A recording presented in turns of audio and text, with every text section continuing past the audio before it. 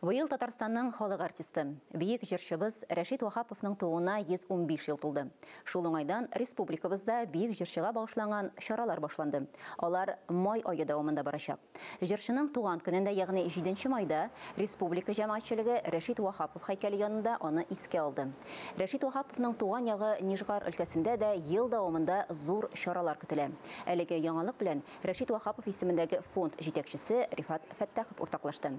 16 май көнне исә Казанда Рәшит Вахапов һәйкәле янында митинг-концерт булачак.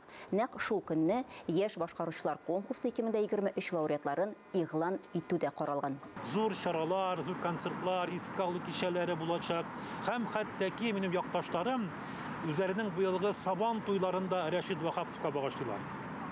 Безнең башка төбәкләрдә Мәскәү, Уфа, Ленинград якларында Рәшит Вахаповның искә алу кичәләре бик күп төбәкләрдә була. Һәм Татарстан районнары да бу эшкә бик актив кушылды. Бик зур рәхмәт аларга.